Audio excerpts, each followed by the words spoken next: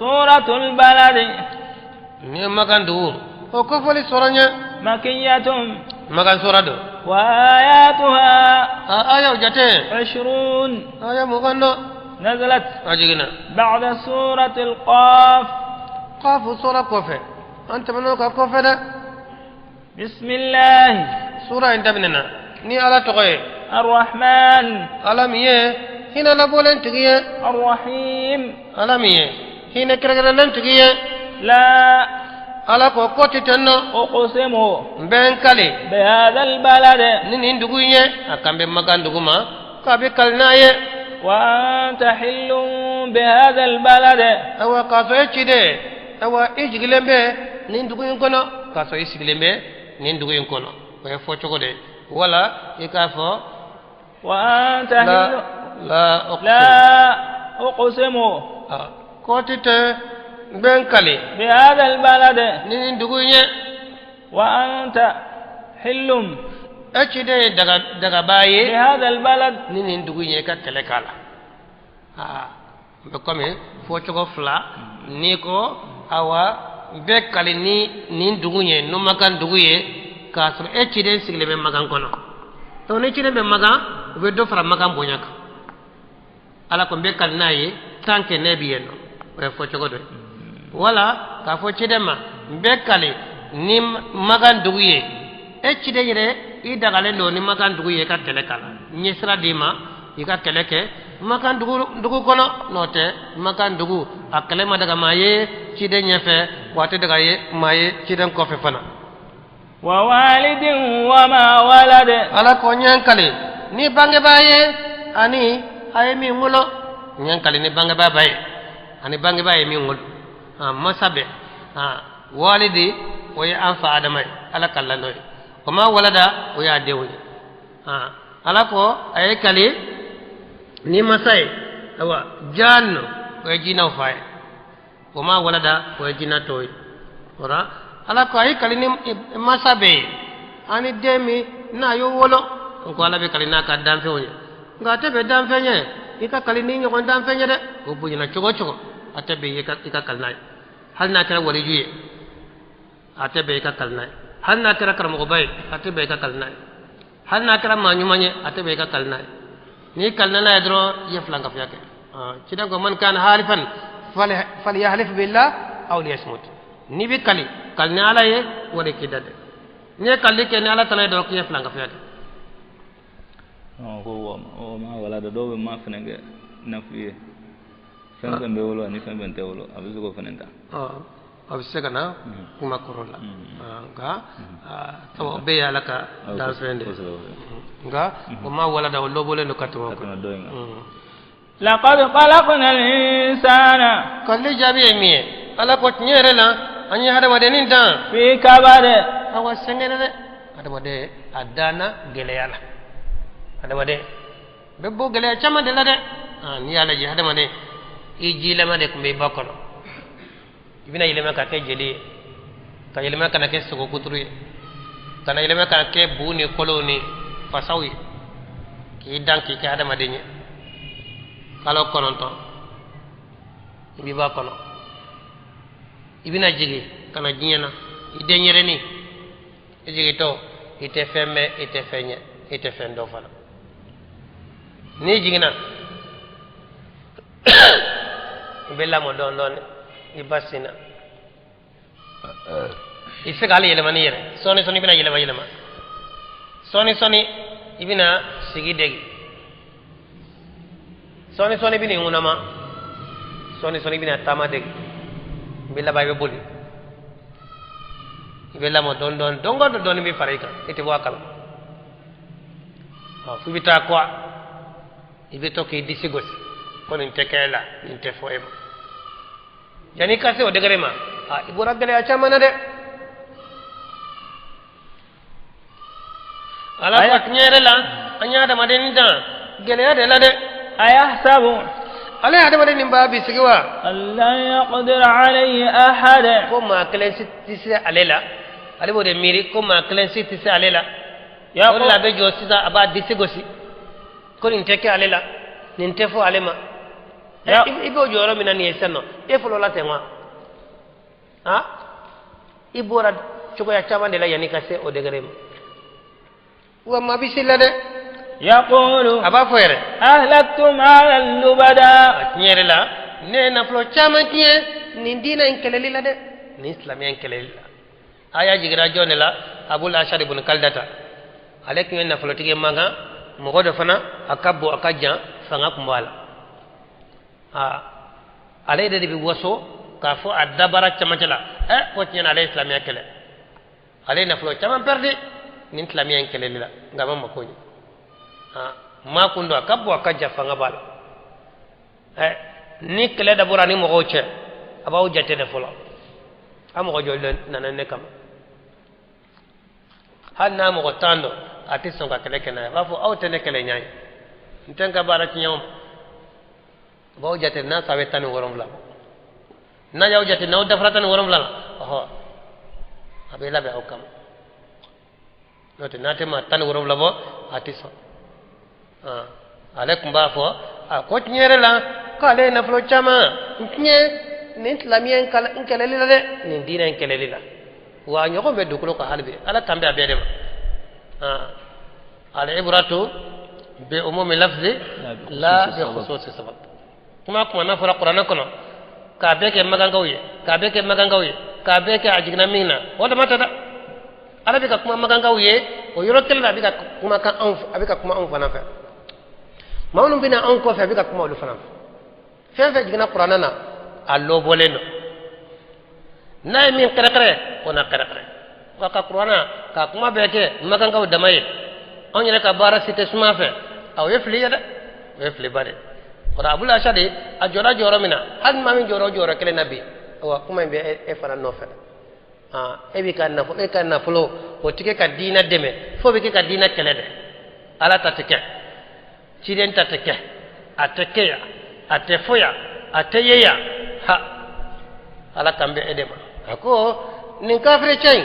aliba foko nyere la kale na flo chama nye nin dina kelele la de ayahsabu ala ko alibe ko min kew yala aliba bisigide wa lam yarahu ahad ko ma kale shi malaye wa aka ubaraina ayo dibi munke ka jampa munke ka yuruku munke dina kelele la alanya ma shi malaye wa alam naj'al lahu 'aynayn ala ko yalla on de man yette plake alaye wa walisanan wa shafatayn kanne kaye ani dagolo fla on de yokyo kanne ndama abe kumani mi ka dagolo fla dama mimba anyu ndatugo wa hadainahu an-najdayn wa anya kana fana sira tege fla kade anya kana ka sira fla bla ko sira nyuma ani sira jogo ka shota o sira fla ina de na minta abita sira noy na sira nyumanta abita sira ni nyumay o na jugumanta abi sira no de falaqta hamal aqaba alako hada ma de nimbe nimbela ama aqaba kulu amo chunkan nyele folo de ama se aqaba kuluma na ayelena aqaba kulu katmamina ora ibi hakli sigi minke obi sigake nga aqaba kulu be enye emo sago folo ebi daba ya kuma fo ebi sago kuma fo imase folo wala ko gelen chama bi nye lahara emo o sike folo qabru kuno na nyini gali bi nye folo lahara kene joli bi nye folo basigli sumani o bi nye folo baro sumayoro sirati o temeni o bi nye fe folo o be tasmare ka nunu bebe ni ko gele chama be enye folo ma paranya kelenta wala folo de be afo ki bi dise ko se ko yenike ala ko wale ma chunga do aqaba kulula folo wama adraka mal aqaba munde la dunia munde aqaba kuluye fakku raqabatin awa ka jonka horanya wode be aqaba kulu yeleni no yayma wala ika jonka horanya ika nyina mayala ala kama wode be lahara ko gele ya ko nunu no yayma ika nyumanke obato ika qabru kono na nyini ngali ben no ya obato ika lahara joli ben no ya obato fana ika bara sumani ben no ya obato fana e ka seben doni kilina o be no ya o ba to fana sirati tigali o be no ya geleya geleya bi nyefe lahara niye nu nyuma nu bina jate ye niye uluke warbe nu no ya yere e ka jonka horonya alakam أو إطعام في يوم ذي مسغبة ولا لا دمني دونا مي ngo gelen do nyede ngo gelen do ngo be mo la wati mina mo ko be balo la wati mina e ka balo sanka du mo ko mana a nunu be ke sabiye kallah ra gele ko be no ga ima a dumni te mamunu bulu e ya do ka fonnu o ka balo bane no foytu bol ha e ka balo sanka do luma wala ko to nanema e ka dumni nyini ka dama ka la dumni ka fa a o baraji ka bonda hali baga ni hinena na kala dumina kuoto amino goto ni bebe ke sabe kala ra ko no e ciren ko hadith sallallahu ko mado de la ka hine wulu mino goto la ale mino goto na ko ndala jurute mino ko digle dola amanya ajigina kolon kono de katami kolonjila kasoro ka yele kabo abola doro na to wulu do be kolon dala mino ko gane do fanan fo boto ka nen dada bogo kenan nunu be bogo dala be ki nen dada wala jima so wulu hine do nan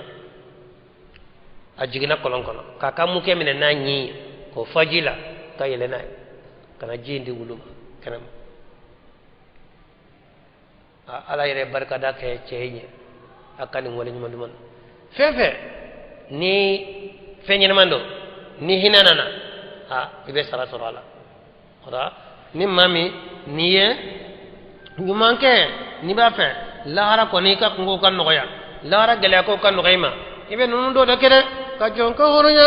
wala la dumni dona domi e ko gelen doye yatima za maqraba ka jon la dumni yatima de mi bade suruyre aw kede sallallahu alaihi wasallam ko yatima de ko abat lamai wala be mawre ni mami na fa sara ka fitin tabe fore ko yatime afa ko rake de ni fa sara ede ta tigiye afa do ko de ni fa sara ede ta tigiye o ni bulo bo akoro kabana ala ko mawre bata ati sabe yatima de ni ba emi tado ni mata ala ya ke min ka doni ni mata mawre bata mawre bata ibaye o bolo fana o ba la do to ko nyumana ala ko ko yatima de ko ladumne yatima de min yere ibade suruye ibade surudo awa e ko rake deno wala i dogoni dendo atali wajibere ngani yata abike sabiye lahara gele ko ka no gayma akaba kulu o yeleni abon no gayma de aw miskina za matraba wala miskine min ye bugur la mo ye miskine min foy tabulo abe sigi buguri de la hari dadlan tabul ni do ka fo chogoy doko na ye fefeta ba fa bla itate fo bogode na ko le bogota ban no te na ye fefeta ba fo o tibul holla do tara ka fo miskine ya de ka jugo kateme e fantanyaka faqiriyaka nga ni kolo faranyon kan ka dalu yaw faranyon kan Qur'ana ni hadisa ibado ka fo faqiru ya de ka jugu katime miskine ka taw ciden ko be ala de miskine ya akume tanga nyini ke kala kala ke sifanta nyama faqiru ya wala faqir ya de ka jugu katime miskine ka golus na ka uporo ni aya endoron ka odeta monko miskine ka jugu ko sabo ala ko koma komi ya buguri dunke onka Qur'ana fangrebe na lawa fa kurunu khadri ya kurumi dagolo kare ako kanat lil masakin ya'maluna fil bahr ko kurun kunya miskina odeta miskina tande jelen ko be kurun kelena be woya sinay ni boli fe ma wula be fe sorala miskina ye dobi bulo bi sene fenti bul min bi bulo atibo nende miskina ora miskina de kanyi dondo ina do soro dondo ina ko cide ya ala dele odela o fantanya o de kaju fantanya ko ni atebulo yere foy tebul ala ko mami ni be ladum ninke yatima dena mi bade surye wala miskina yere min ye fugurla mogo ye ثم كان من الذين آمنوا nka nun dama kele ti singa akaba nogoya yede ka fo gele mun bi nye ka fo ne nun ke kaba abi singa nogoya ayde o kofe aka to be mogola mamnu limanera de aka to ye maye mami ala te bat fen kele nye folo ili manene no ne ala kele nye ibi ka kele bat note ne nyuman ke ka to mali mania ika nyuman sarabe di ma nyena yanno da harafo iti bole mushriki ka nyumaya asrabe dama nyena ya